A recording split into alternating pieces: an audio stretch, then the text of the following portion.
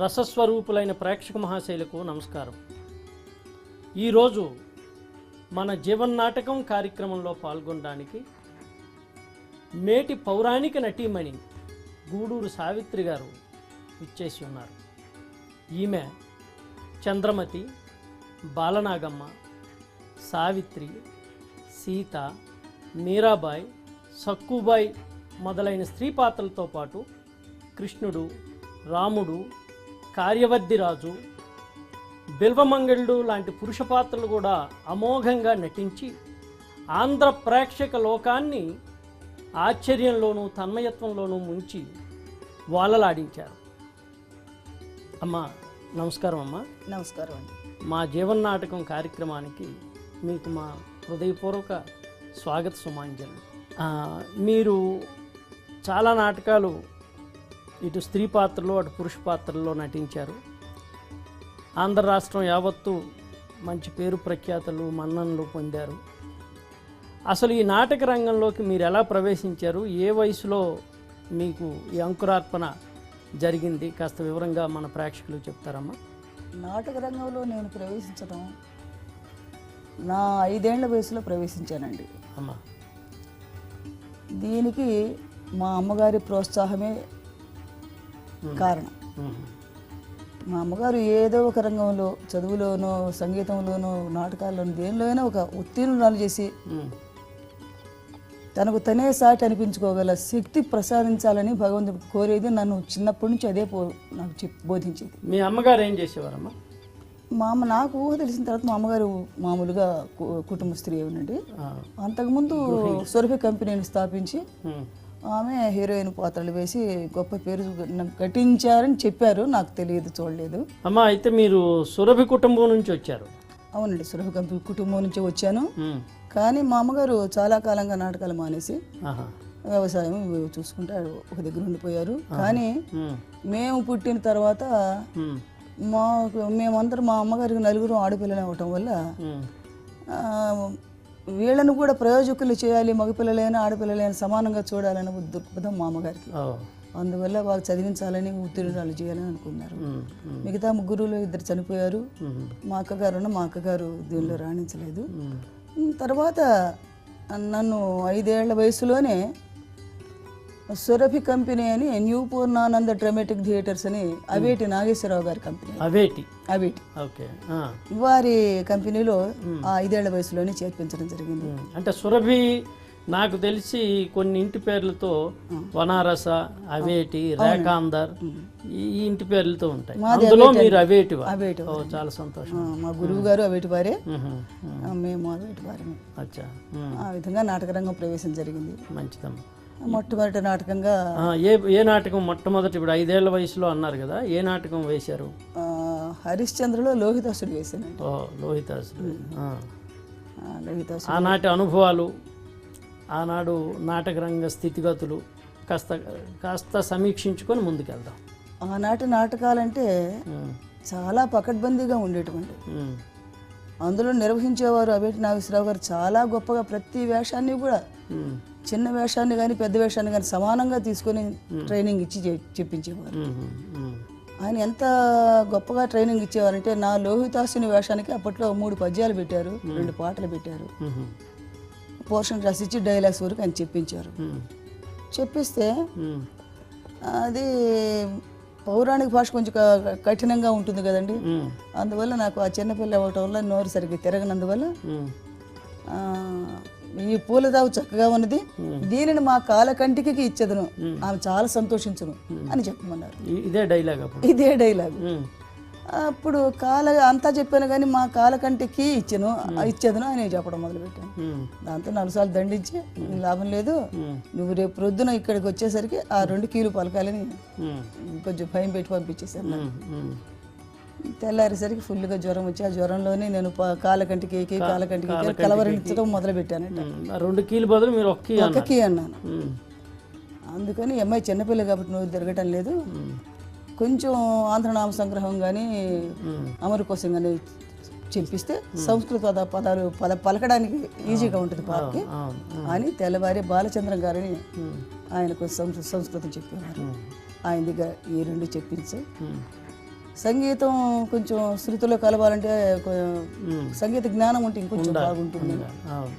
ఫిడేలు హనుమంతరావు గారని ఆయన బనారస్ వారు వారి దగ్గర హార్మోనిస్ట్ కాదు, ఆయన వయలినిస్టు. హార్మోని మీద నాకు ప్రాక్టీస్ ఇప్పించారు. హార్మోని వాయించడం, పాడడం కూడా అలా కొంతకాలం చెప్పించారు. అంటే ఇప్పుడు సురభిలో ఉన్నటువంటి అందరూ నటీనటులకు కూడా ఇటు ఒక పక్క సంస్కృతం, ఒక పక్క సంగీతం అందరికీ అని చెప్పలేము. ఎందుకంటే వాళ్ళు అందులోనే పుట్టి అందులోనే పెరిగారు కాబట్టి ఇన్ని శ్రమలు తీసుకోవాల్సిన అవసరం వాళ్ళకి కలగలేదు. నేను బయట నుంచి వచ్చాను కాబట్టి మరి నాటకం అంటే ఏమిటో తెలియదు, వేషం అంటే ఏమిటో తెలియదు, మేకప్ అంటే ఏమిటో తెలియదు, సంగీతం అంటే తెలియదు, వినికిడి కూడా లేదు కదా. అందువల్ల ఈ జాగ్రత్తలన్నీ నా కోసం తీసుకోవాల్సి వచ్చింది. అంటే మీ అమ్మగారు సురభి కుటుంబం నుంచి దూరం కావటం వల్ల మీకు ఆ దూరం. అవునండి, అందుకని చెప్పించారు. అది ఏదో కొద్దిగా ఊరికి టచ్ కోసం చెప్పించారు కానీ అందులో కూడా నేను పరిపూర్ణ సంపాదించాలని చెప్పలేను. ఆ విధంగా లోహితాసుడి వేషాన్ని. అప్పటి పాట కానీ పద్యం కానీ ఏదైనా గుర్తుందమ్మా లోహితాసుడి? లోహితాసుడి పాట జగయ్యనని కొట్టును గురు ఉండటం, ఇప్పుడు అంతగా గుర్తులేదండి. చాలా 40-50 ఏళ్ళు అయిపోయింది. పర్లేదు. తర్వాత ఇక నెక్స్ట్ అక్కడ నుంచి మీ నట ప్రస్థానం ఏ విధంగా జరిగింది? ఆ తర్వాత ప్రతి నాటకంలోనూ ఒక బాలపాత్ర ఉంటుందండి వాళ్ళ నాటకాల్లో. అందువల్ల ప్రతి వేషం కూడా నన్నే వేయించేవాళ్ళు. ఆ విధంగా నెలకు 15 నాటకాలు ఆడేదాన్ని 5 ఏళ్ల వయసు నుంచి. అట్లా ఆడడం వల్ల ఇప్పటికి నేను 11,000కు పైగా నాటకాలు ఆడాను. 11,000 పైన 11,000 ప్రదర్శనలు ఇచ్చారు. అంటే సాంఘికం కానివ్వండి, నాటికలు కానివ్వండి, నాటకాలు కానివ్వండి, చారిత్రాత్మకము, ఇట్లా పౌరాణిక రకరకాలైనటువంటి నాటకాలు 11,000 ప్రదర్శనలు ఇచ్చానండి. అద్భుతమైనటువంటి విషయం. ఆ విధంగా వచ్చింది. 11 ఏళ్ల వయసు వరకు బాల వేషాలు వేశాను. ఆ తర్వాత కొంచెం పెద్ద అయిన తర్వాత మా బావగారు, మా అక్కగారు, మా బావగారు అక్కగారు అంటే నాకు వాళ్ళు గురువులు. వాళ్ళు చాలా నన్ను ప్రేమగా పెంచారు. వాళ్ళ బిడ్డల కంటే ఎక్కువగా నన్ను పెంచారు. తల్లిదండ్రులు, గురువు, దైవం అన్ని వెరీ గుడ్. అందుకని వాళ్ళు ఇంకా పెద్ద ఎదిగిన తర్వాత అమ్మాయి కొంచెం మైల్డ్గా ఉంటుంది, హుషారు లేదు కాబట్టి ఇంక ఎదిగిన తర్వాత నాటకాల్లో వేయడం బాగుండదేమో అని అనుకున్నారు వాళ్ళు. అనుకొని మానిపించేసి 11 ఏళ్ల వయసు నుంచి గూడూరులో స్థిరపడిపోవడం జరిగింది. అంచేత గూడూరు సావిత్రి. అవునండి, నిజానికి మీరు సురభి సావిత్రి అనాలి. ఒక గొప్పదైన ఉన్నతమైనటువంటి నాటక సాంప్రదాయ వారసత్వానికి మీరు ప్రతీకలు, అంతే కదా. మీకు ఎక్కువగా అంటే మీరు వేసినటువంటి వేషాల్లో ఇప్పుడు నేను ఇందాక చెప్పాను, ఏదో చంద్రమతి, బాలనాగమ్మ, ఇది మన నాగమ్మ, తర్వాత శశిరేఖ వేశారు కదా, శశిరేఖ, తర్వాత మీరాబాయి, సక్కుబాయి, ఇలాంటి అనేకమైనటువంటి వేషాలు వేశారు. ఇందులో మీకు బాగా నచ్చినటువంటి వేషం ఏది? బాగా నచ్చడం అంటే అండి, అన్నీ నాకు నచ్చిన వేషాలండి. నచ్చితేనే నేను వేస్తాను, లేకపోతే ఎందుకంటే చింతామణి ఇప్పుడు ఉందనుకోండి, డ్యాన్స్ క్యారెక్టర్ల మీద నా మనసు వెళ్ళేది కాదు. అందుకని నచ్చితేనే నేను ఏ వేషమైన చింతామణి వేసేదాన్ని కదా, రాధ వేసేదాన్ని, చంద్రమతి వేసేదాన్ని, మగ వేషాలన్నీ వేసేదాన్ని. మగ వేషాలు మొన్న బుర్ర సుబ్రహ్మణ్య శర్మ గారు మాట్లాడుతూ అదే మీరు ఆయన కలిసి ఆయన స్త్రీ వేషం వేస్తే మీరు పురుష వేషం వేసినట్టుగా అనుకున్నాం. అదే చింతామణిలో ఆయన చింతామణి గొప్ప పేరుగా ఉన్నారు అప్పుడు. అప్పుడే చింతామణి బుర్రా గారు అంటే ఆయన దగ్గర ఎవరు నిలవరు అని చెప్పుకుంటున్నారు. అంతకుముందే దాదాపు ఒక 7-8 ఏళ్ల క్రితమే నేను, అంటే 5 ఏళ్ల వయసు నుంచి నాకు అనుభవం ఉందనుకోండి, బయట నాటకాలకు రావడం అప్పటికే 4-5 ఏళ్ళు అయిపోయింది. అప్పుడు బుర్రా గారిని చింతామణి పెడతారు, మీరు వెళ్ళమని చెప్పి నాకు తెలిసేది కాదు. బుర్రా గారు అంటే ఎవరో తెలియదు, అది రాయో రత్నమో కూడా విమర్శగా తెలుసుకోగల ఊహ కాదన్నది. అందువల్ల వేస్తాను అన్నాను, వేయించారు. వేస్తే మరి నేనేం చేశానో నాకు తెలియదు కానీ బుర్రా గారు మాత్రం ఇప్పటికీ మెచ్చుకుంటాం, ముద్దు వేడు మొంగరుడు అని చెప్తూ అనుకుంటూ ఉంటారు. అది బాగుందని మళ్ళీ సత్యభామ ఆయన వేసి నన్ను కృష్ణుడు వేయించారు. తర్వాత చింతామణి అండి, కాదు సత్యభామ కృష్ణులుగా వేసింది తులాభారంలో మీ ఇద్దరు మళ్ళీ పాత్రలు మారాయి. తర్వాత హరిశ్చంద్రలో నేను మళ్ళీ మీ ఒరిజినల్ స్త్రీ పాత్ర వేశారు, చంద్రమతి వేసాను.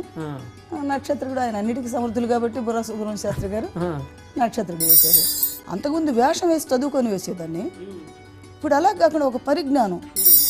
పదవే వెయ్యని విపుడదలే చుటకు మోనే. ఆ వేషాలు చూడబట్టి ఆ వేషాలు ఈ వేషాలు తేడా కనిపించింది కాబట్టి అప్పుడు విమర్శన జ్ఞానం నాకు.